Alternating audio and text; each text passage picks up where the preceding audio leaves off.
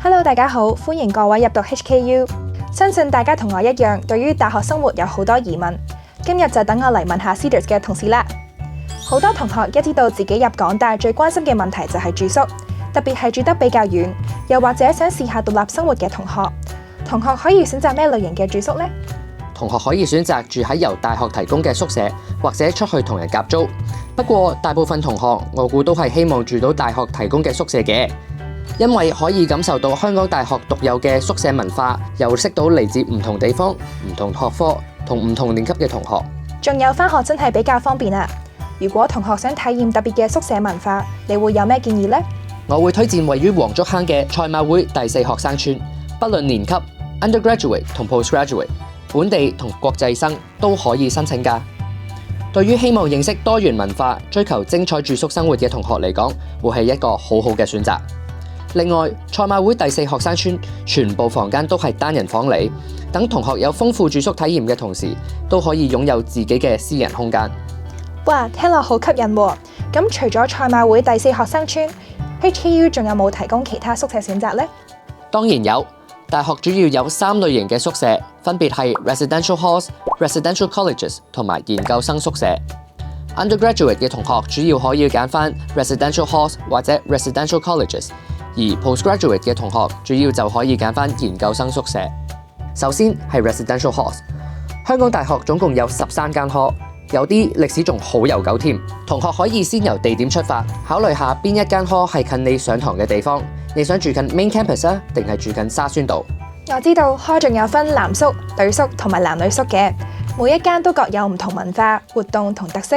而 hall 亦都會定期舉辦唔同嘅 inter hall 活動，所以每年都吸引到唔少新生想報名㗎。除此之外，每間 hall 都會為新生舉辦 hall O， 幫助大家適應社堂生活，對新生嚟講非常重要。記得留意 hall office 嘅電郵，盡早 mark 實日子，通常會喺8月中至8月尾舉行，大家記得盡量出席啊！咁多間 hall 點揀好呢？我就建議同學仔喺申請前就同住喺宿舍嘅師兄師姐傾下，再喺每一間 hall 嘅 web page 嗰度睇下，諗清楚就記得喺 deadline 之前申請啦。不過又唔係個個都想住 hall。我見到 Hong Kong U 喺堅尼地城龍華街有4間 residential colleges， 去港大都只係1個地鐵站嘅距離，好似都幾方便喎。係咪都可以申請㗎？係㗎 ，residential colleges 即係賽馬會第3學生村，總共係有4間 college， 全部都係男女宿。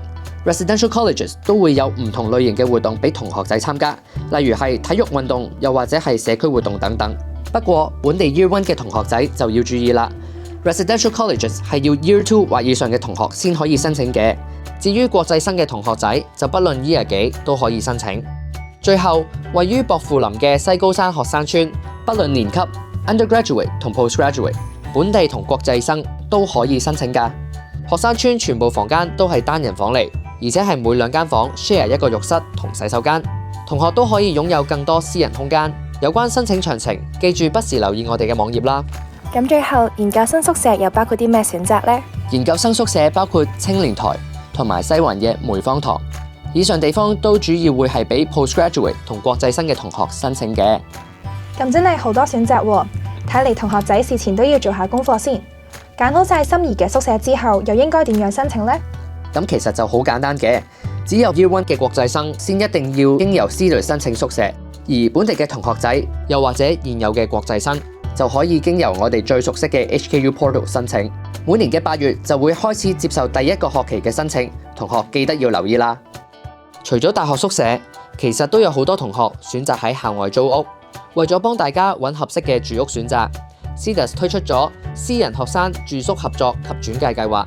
透過呢個計劃，你可以揾到校園附近可靠嘅私人住宿資訊同資源，等你可以安心同有信心咁做選擇。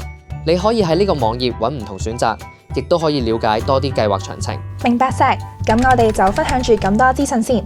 如果大家想知道更多 HKU Housing 嘅詳情，可以上 Cedars 嘅網站了解多啲。